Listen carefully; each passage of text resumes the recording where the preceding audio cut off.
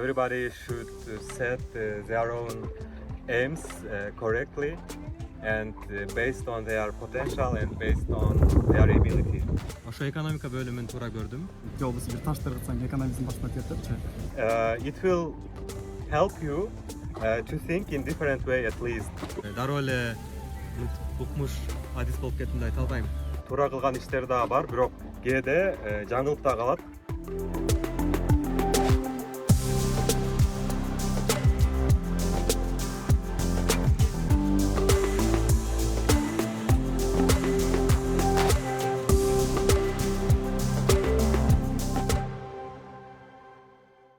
Азыр дегенде мындай экономисттер аябай көп да, экономисттер, юристтер аябай көп. Сиз эмнеге карап бул экономика факультетин тандадыңыз? Сизге эмне түрткү болду? Мен негизи кесип тандоодо ата энемдин ролу абдан чоң. Анткени мага жол көрсөтүштү, багыт көрсөтүштү. Ошондой эле өзүмдүн кичинекейимден бери мындай начальник болом, директор болом, президент болом деген тилегим бар болчу да. Башкаруучу болом дегенчи. Ошондуктан кесип тандап атканда мүмкүн болушунча профилигенен жана менин мындай башкаруучу болуума өбөлгө түшчү бир кесип тандоону ниет кылдым. Ошондо Манаска тапшырып атып, мен негизи ошо Манаста окуйм деп ниет кылып койгом. Анан Манастын сынагынан ийгиликтүү өткөндөн кийин бөлүм тандап атканда ошо өзүмө кайсыл бөлүм ыңгайлуу, кайсыл бөлүмдөн мен өзүмдүн максатыма жетем деп суроо бердим өзүмө. Анан ошо экономика бөлүмүн туура көрдүм. Анткени экономика бөлүмүндө ошол финансы жана экономика, бухгалтерия багытындагы бүт сфераларды камтыйт өзүнө жана бүт баарын көрүп чыгасың. Ошондуктан мен ушул бөлүмдү тандагам жана өзүмдүн максатыма жетүүдө орду өтө чоң болду деп айта алам. Азыр карасак, экономисттер менен юристтерден көп эч ким жок. Биздин мамлекетте дагы диплом алышкан бар деле, бирок эмнегедир алар өзүлөрүнүн профессиясы менен иштеп кеткендер өтө аз да. Азыр дагы көп жанагындай тамашалар айтып атпайсызбы? Кичинекей же болбосо бир таш тыргытсаң экономизм башына кетипчи. Эмне үчүн алар ошентип калышкан? Эмне үчүн алар иштей албай калышкандагы сиз мисалы ийгиликтүү өзүңүздүн ишиңизди жүргүзүп атасыз? Бул жерде дагы кошумчалай кетчү нерсе, кесип тандап атканда мен өзүмдүн жөндөмдүүлүктөрүмдү да карадым. Математика жана ошо цифралар менен иштөө жагына өтө жакынмын өзүм. Ошондуктан мен бул кесипти мындай сүйүп тандадым десем болот да. Анан ошол бүтүргөндөн кийин бөлүмдү мен ушул багытта кеттим, ушул багытта кеткенге аракет кылдым. Анткени чындап эле мен ушул сферада өзүмдү көрөм да. Бул сфера меники деп. Жөн гана акча көп табам эмес, же болбосо аябай престиждүү эмес, өзүңүзгө жаккан үчүн тандаган. Ооба, мен албетте ал жерде эң биринчи орунга мисалы акчаны же престижди койгон эмесмин да, чын айтсамчы. Мен оюмча бул жерде ошол адамдын максатына жана ниетине жараша болот деп ойлойм. Мүмкүн ошол азыр көпчүлүк баягы өзүнүн кесиби менен иштеп жүргөн экономисттер мүмкүн алар жөн гана ошо престиж үчүн же акча үчүн тандагандыр бул кесиптичи. Ал эми детальдарын билбеши мүмкүн. Ошондуктан баягы биз адам баласы ушундай жандык эмеспизби? Бир нерсенин дароо болушун каалайбыз да. Мисалы дароо акча келсин же дароо байлык келсин, бийлик келсин деген. Жана эле биринчи тепкичтен 10 тепкичке секирип ошол жактан. Ооба. Ошондойбуз. Ошондуктан ал нерсе албетте эч бир жерде жок да. Мисалы 100 адамды алсаң, ошонун бирөөсүндө болуп калышы мүмкүн, же 10 000 адамдан бирөөсүндө мындай бир удача келип калышы мүмкүн, шанс болуп калып эле болуп кетпесе андай нерсе, бирок оңой менен болбойт бардык нерсе. Сабыр керектирет, эмгек, аракет керек да. Ошо мен оюмча приоритеттерди койгондо туура кое билиш керек деп ойлойм. Ал эми албетте баягы эгерде сен башында эле туура эмес жолдо кетсең, туура эмес бир багыт тандап алсаң, анда ал багытта эч качан ийгиликтүү кете албайсың деп ойлойм. Алматыга барам деп Астананы көздөй жолго чыгып кеткен сыяктуу. Ошондой эле да. Анан Алматыга мындай эч качан жетпейсиң да. Астына барганда анан мен Канчалык каяка келип кырсмасына да калдым. кетсең дагы. Мен каяка келип калдым дейсиң да. Ошондой. Фокусту өзүңдүн ичиңдеги болгон жөнөмүктөрдү кызыгууңду коюп, анан акчадан сырткары өзүңдүн дагы жеке сапаттарыңа өтө көңүл.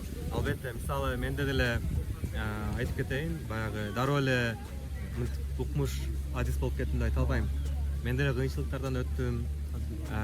Ооба тажрыйба топтош үчүн көп аракет кылдым. Күнү түнү тынбай иштеген күндөрүм болду. Ошондой эмгектин натыйжасында азыркы ордума келип отурам да. Мисалы мен деле убагында ошол жуниор специалист болуп баштадым. Башта айтканда адистин жардамчысы болуп баштадым да мен деле карьерамда. Ассистент сыяктуу. Андан кийин ошо бара адис болдум. Андан кийин сеньор адис болдум. Анан мындай жетекчи болдум да. Ооба. Ал эми көргөндөр мүмкүн ойлошу мүмкүн, сразу эле отуруп калды депчи. Жок, эч бир жерде андай нерсе жок да. Кыргызстанда деле, чет өлкөдө деле ошондой эле ситуация да. Көрүп турган бир результат бар, анын алдында мисалы тоо деле бар, тоонун алдында эки тоо жанагы үстүн көрүп алды, бул ийгиликке жетип акчаны күрөп атыптыр деп айтып калсак да. Ошондой стереотиптер калпасын. Ооба, бирок ал туура эмес да. Анткени баягы чет өлкөгө чыксам эле укмуш иштеп кетем деп ойлошу мүмкүн элдерчи. Или мен чет өлкөгө чыксам өзүмдүн кесибим менен укмуш адис болуп кетем деп ойлошу мүмкүн. Бирок андай нерсе эч бир жерде жок деп ойлойм. Аэропорттон түшсөң эле жумуш менен бүт баары даярдап, контракт жазып андай нерсе. Балким жоңа түштө деле көрүшкөн го дейм андай нерсени. Ошондуктан биринчи өзүң тандаган кесипти сүйүшүң керек. Анан максатты туура кое билиш керек. Жана ошол максатка жетип атканда сабыр, эмгек, аракет керек экендигин да көрө билиш керек да. Эгерде сабыр кыла албасаң, чыдамкай болбосоң, анда Кыргызстанда болсоң да, Америкада болсоң да, башка жерде болсоң дагы ал максатыңа жетпейсиң. Эч качан баягы өзүңдүн кесибиңди сүйбөсөң, жана акча үчүн же престиж үчүн тандасаң, анда эч качан ийгиликтүү боло албайсың деп ойлойм ал багытта. Демек сабыр менен эмгек менен алдыга аракет кылууну эгерде максатыңар жок болсо, анда эч нерсеге мындай олуттуу серьезно кирбей эле коюш керек да. Ооба. Эч нерсе жыйынтык күтпөш керек негизи. Бизде Кыргызстандын финансы сферасынын абалы кандай? Сиз мисалы Кыргызстанда жашадыңыз, бул жакта жашап атасыз, азыр Кытайда иштеп атасыз мисалы. Кыргызстандын финансы сферасындагы эң чоң минустар кайсы? Эми биринчиден бул нерсени айтып кетким келет. Карьерамды мен Турцияда баштадым. Турцияда иштеп, жана ошо акыркы бир жылда ошо Кытайда иштедим. Анан чет өлкөдө карьерамды курдум десем болот. Анан кийин ал эми Кыргызстандагы абалды, Кыргызстандагы кырдаалды өзүмдүн тааныштарым аркылуу, досторум аркылуу, кесиптештерим аркылуу жана ошо жаңылыктардан көрүп, жаңылыктардан угуп дегендей жыйынтык чыгарып турам да. Биздеги эң биринчи кемчиликтердин бири системаны өзгөртүү же системаны жакшыртууга инвестициянын кылынбашы. Мисалы финансылык сфера эмес, мындай көп эле сфераларда айтып кетсем болот да. Кызмат сферасы болсун, өндүрүш болсун. Мисалы, эгерде бир компания ийгиликтүү болгусу келсе, ал компаниянын инфраструктурасы аябай жакшы болуш керек да. Башта айтканда, азыркы учурда технология заманы болгон үчүн ERP система деп коет. Башта айтканда ошол компаниянын ичиндеги бүт процесстерди бир программанын астында башкара турган бир система курулат да негизинче. Жана ошол компанияда иштеген баардык департаменттер ошол бир системаны колдонот жана бири-бири менен коммуникацияны ошол программа аркылуу түзөт да. Жана бул системаны жакшы курсаң, эгерде биринчиден ошол департаменттердин ортосундагы коммуникация эң мыкты деңгээлде болот, кооперация эң мыкты деңгээлде болот, жана жыйынтык дагы эң мыкты деңгээлде болот да. Баардыгы бир максатта иштеп атат, бири-биринен кабардар, кандай иштер болуп атат, ошонун баардыгы. Ал эми менин ошо өзүнүн байкоолорума караганда Кыргызстанда мындай ERP система азыркы учурда өтө өнүгө элек. Анткени бул системаны өнүктүрүш үчүн албетте өтө көп каражат талап кылынат. Мындай олуттуу бир инвестиция жасаш керек да. Бирок биздин Кыргызстанда система иштеп атабы? То есть процесстер жүрүп атабы? Жүрүп атат. Адамдар иштеп атабы? Иштеп атат. Кол менен болсо дагы ошол ишти жасап атабы? Жасап атат. Значит, иштер жүрүп атат, анда ушундай кете берсин деген максатта. Барды болуп атса, демек эмне кереги бар, өзгөртүп берсем. Ооба. Ал эми мындай эгерде ошол системага бир инвестиция жасап койсо, эффективдүүрөөк болот. Жана результат 2 эсе 3 эсе жакшыраак болот деген нерсе. Бир аз чыгым болот, бирок ошого жараша кайра келишип болот. Ооба. Бирок азыркы учурда ал нерсеге жете элек тилекке каршы биздерге.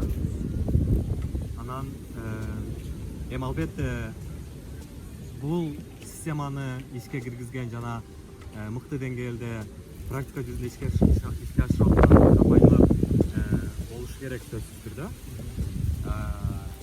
Бирок баягы мүмкүн болушунча ошо чет өлкөдөгү компаниялар менен биргеликте иш жүргүзүп, ошолордун тажрыйбасын колдонууга аракет кылса, бизде деле бул система эң мыкты деңгээлде иштейт деп эсептейм.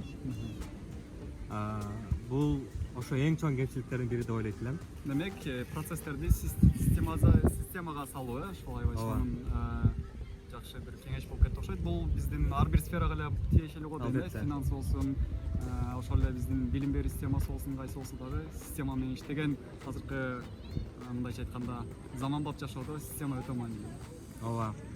Анан экинчиден баягы Турцияда мындай бир термин бар, курумсаллашма деген.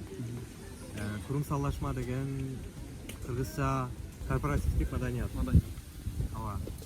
Корпоративдик маданияттагы бул бардык сферадагы эң негизги элементтердин бири деп айтып кетет элем. Башкача айтканда, ошол компаниядагы организациялык структуранын түзүлүшү, ар бир персоналдын өзүнүн жоопкерчиликтерин, өзүнүн милдеттенмелерин туура белгилөө, туура бөлүштүрүү. Ооба. Ошондой эле ошол адамдар ортосундагы мындай реалдуу коммуникациянын дагы оптимизациялоо, мындай бул дагы өтө чоң мааниге, өтө чоң мааниге деп айтып кетет элем. Анткени бизде бул нерсе албетте ошол системага жана жеке персоналга инвестиция жасоо болуп эсептелет. Бул дагы албетте баягыда эле айтып кеткендей каражатка барып такалат. Жана бул нерсени мындай жеткириш керек да, үстүдө турган жетекчигечи. Жаңыланыш керек, мындай дагы системаларга алып келиш керек, жаңы технология колдонуш керек дегендер. Ооба. Анан ошол персоналга инвестиция жасаш керек, ал персоналды өстүрүш керек деген нерсе болуш керек да. Жана мисалы ошол компаниядагы организациялык структураны дагы мындай түзүп атканда колдон келип атса, эгерде чет өлкөдө иштеп келген мыкты бир адисти алып келип кой, мисалы, ага албетте көбүрөөк айлык акы бериши мүмкүн. Бирок андан ала турган результатты алдын ала көрө билиш керек да. Бизде баягы көпчүлүк нерсе тилекке каршы мындай убактылуу, баягы бул иш жүрүп атат, баягыда эле айтып кеткендейчи, анан кийин акча да бир аз түшүп атат. Ошон үчүн баягы жалпылап айтканда эң негизги маселе биздеги ошол инвестиция жасоодон коркуу деп айтат элем. Анткени баягы аягындагы результатты алдын ала көрө билүү албетте оңой эмес. Анализ керек, прогноз керек. Анан кийин мыкты анализ жасаса деле баягы ишендириш керек жетекчиничи. Бирок бул нерселер оңой эмес. Жана ынандырыш баягы кыйын да, анткени Bilbеген адам билбеген нерсесин душман деп болуп эмеспи ошол? Болобу болбойбу? Сен кайдан билесиң? Жакшы эле жүрүп аткан системаны эмне өзгөрткүң келип атат, жаңылыкка ачылыш деги эле кыйын го. Ошон үчүн баягы эң башта турган жетекчилер ошол бизнести ачкан бизнесмендер болобу, алар дагы баягы шарт түзбеш керек деп ойлойм астагыларга, өзүнүн персоналдарына. Ошондо гана мындай бир жылыш болот да. Мисалы азыр айтып кеттик да, сиз система дедиңиз, ар кандай усулдарды колдонуш керек, ага көп инвестиция керек деп айттык да. Анан бизде мисалы иш бергендер акча керек эмес болгон бир кадамдарды жасаса, мисалы жөн гана өзүнүн персоналына жакшы мамиле кылуу. Мындай акча кереги жок дагы. Туурабы? Өзүнүн иш алдыңда иштеп аткандарга барып жакшы сөз сүйлөө, мотивация берүү, алардын жеке жашоосу менен балким сурап, проблемаларын сурап, буга акча эч кандай кереги жок да, жана мотивация кылыш үчүнчү.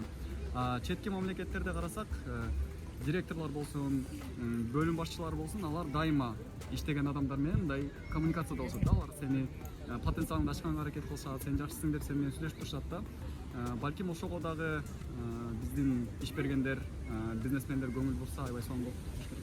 Сизге мисалы сиз иштеп аткан, мисалы азыр Флода иштеп атасыз да, ошол жактагы сизге болгон, сиздин алдыңызда иштеген ишчилерге кандай мамилелер? Туура айтасың, мисалы бир адам баягы өзүнүн өмүрүнүн жарымынан көбүн негизи ошол жумушунда өткөрөт деп эсептейм да. Анткени ошол жумушка барганда сен ар дайым бактылуу болушуң керек, маанайың көтөрүк болуш керек. Анткени ал жер сен экинчи үй бүлөң болуп калат. Анан эгерде ал жердеги адамдар арасында мамиле, мисалы жетекчи менен астындагы иштеген персоналдын мамилеси өтө маанилүү да. Туура айтып кеттиң, мисалы мен дагы бул жерде баягы өзүмдүн мисалы жетекчи менен жана өзүмдүн астында иштеген персоналдар менен мындай бир үй бүлө катарыбыз. Жана чынында эле мындай көңүл деген бул эң негизги нерсе да биздин жашообуздагычы, баягы сөз бар эмеспи? Назик дагы нерсе аябай, Акча табылат, көңүл табылбайт деген сөз бар го. Ошол сыңарындай эле баягы бир адамдын эгерде көңүлүн алып койсоң, жакшы бир мамиле менен, жакшы бир сөз менен, сен ал адам менен мындай ар дайым ошол жакшы мамилени сактап каласың да. Ошон үчүн жылуу сөз, жакшы мамиле, ал акалды сурап туруу, жана кам көрүү, бул өтө мотивация берүү, ооба, бул нерселер өтө чоң мааниге. Мисалы мен өзүмдүн коллегалар менен мындай күнүгө сурап турам. Азыркы учурда мисалы Кытайда иштеген менин персоналдарым бар. Алардан узак болсом дагы сурап турам күнүгө. Мисалы кээде айтып калат бирөөсү, мамиле, то есть маанай манча жок депчи. Эмне болду десең, үйдө бир аз проблема чыгып калды десе, мен ошол учурда дароо айтам, анда сен азыр бара бер анда үйүңө, бүгүн иштеп чыгып кете берсең болот, үйүңө бара. Түшүнүү менен мамиле кылып, мисалы ошол нерсе аябай чоң мотивация болот да. Мындай, анткени баягы албетте бул нерсе акчаны талап кылбайт. Ошол болот да, акча кереги жок, жөн гана жылуу сөз. Ал эми бул нерсени айтып кетейин, эми Кыргызстандагы кырдаал кандай чын айтсам билбейм. Баягы адамдар арасында мамиле, ушундай мотивациялар болуп турабы, чынында мындай ал жерде ошол чөйрөнүн ичинде болгон үчүн конкреттүү түрдө айта албайм. Бирок албетте мындай достор менен сүйлөшкөндө айтып калышат, ушундай мотивация жетишсиз, бизде эптеп эле күн өткөрмөйт айтып калгандар бар. Ошол эле учурда кээ бирки досторум бар. Кудайга шүгүр, мындай мен иштеген жерим аябай сонун, адамдар арасында мамиле эң сонун. Албетте бизде система анча жок болсо дагы, же айлык акыбыз өтө чоң болбосо дагы, бирок ошол жерде коллегаларым үчүн мен күнүгө баргым келет жумушка дегендер да бар да. Кандай бар болсо сүйүнсөк болот экен, бир аз. Балким алар дагы мындай жаңы азыркы убакта жашоонун, заманбап жашоонун сырткы чөйрөнү көрүп келген жетекчилер болушу мүмкүн да, мындай башка жактагы берип жаткан жетекчилердин мотивацияларын көргөн, ошол жылуу мамилени эгер мен сизден көргөн болсом, мен да башка бирөөнө жылуу мамиле беришим жеңилирээк да. Эгер мисалы менде акча жок болсо сиз мага акча берсеңиз мен бере алам, эгерде мен жок болсо менде жок болсо эч нерсе бере албайсың. Ошол сыяктуу да башка бирөөнүн көргөнүңдү башка бирөөнүн мындай жеткирип берүү ошондо гана мүмкүн болуп атат. So, Тынчтык байке, what is your main advice for young people at the end? At the end, I want to say that don't give up firstly, and everybody should set their own aims correctly and based on their potential and based on their ability. Because the starting point is the most important thing in our life. If the starting point was set up correctly, then the continuation will be also in a correct way, you know. That's why the aim is the important thing, and then you shouldn't stop. You shouldn't stop In front doing. of difficulties like. Yes, you shouldn't stop doing your best every time. And you know, achievement and success is a different meaning for everybody. Like, you know, for example, for me, achievement or success is to do your lovely job, for example. But somebody might say that for him or for her, success is to be healthy or to earn $1 million, etc. That's why I want to say that there is not a fixed meaning of the success in the world, because it might change based on people's opinion, view, you know, and life conditions. That's why you shouldn't copy others' life or Don't follow others. just one people. It's just Yes. one person. Yeah. Yes, and you should create your own way to the success. Sure. And because it is the correct way to be successful. Because, you know, when I was a student, I used to read a lot of books about success and a lot of books of successful people, you know. Yeah. And then I understood that it is not my life, and they are in different countries. For example, I am in Kyrgyzstan or I am in Turkey. Different like environments. Yeah. Yes, and that's why I understood that I cannot be successful in this way by copying others' life or others' you know, Path or way. yes, others' way or others' rules. Sure. I should have my own rules in my life, and I shouldn't let other people disturb or to Form like your yes, to future. form my future or my way to the success, you know. And that's why everybody should talk with himself or with herself. How can I say? Like self dialogue. Yes, self-dialogue maybe. Yeah. It is very important because everybody knows its potential and abilities better than Anyone. anyone. Yeah.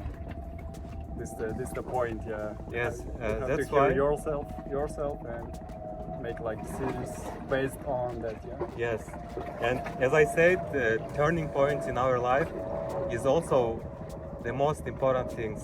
Yeah. Sure. Like when you have self-dialogue, you will understand that when turning point comes, you will understand it. You will feel it. Feel it. Yeah. because you know yourself very well. Sure. Otherwise, you will, you know, you will miss this chance and this turning point of the life, and you might be late of being successful. You know. You can go like in the wrong way. Yeah. Yes. So this is what I want to say at the end, and of course, I am always open for all questions. If you have some questions, some specific questions, you know, about life, about career, about Turkey, or about living in abroad, because I have an experience of living in many countries actually, and that's why, And you're ready to share with us any information, like yeah. of course, Yeah. and that's why do not hesitate to contact me. Yeah. And you know, because generally Kyrgyz people are very modest, shy. That's why, you know, especially young people are very shy to ask some questions to some people, especially to the people in abroad. Yeah. And these young people, I mean in Kyrgyzstan, they think that, for example, I am a very extraordinary person, you know, Yeah. but So unreachable. unreachable. But you know, it's wrong, because I also was a school pupil or a university student, you know, Sure. 10 years ago or 15 years ago. That's why do not think in this way. Just be brave of doing something or asking something to experienced people, Sure. and then, but even people advise you something, you should think with yourself firstly. Sure. Yeah. Yes. So on your like abilities, on your like way. Yes, and for example, you might ask some question to the person who you think that he or she is very successful, but you might think or you might find his or her feelings or opinion wrong, maybe. Are total different. Yes, and that's why.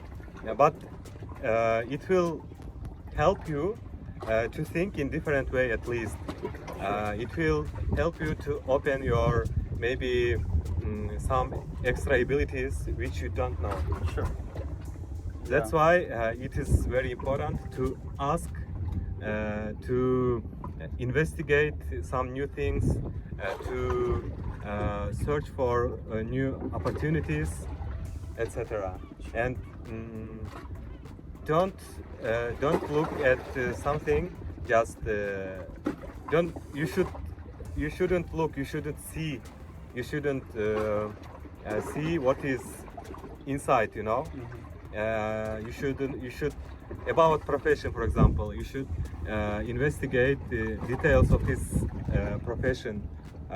What is this profession and what kind of difficulties or what kind of opportunities you might find in future in this profession. Like making And- a like research. Yes.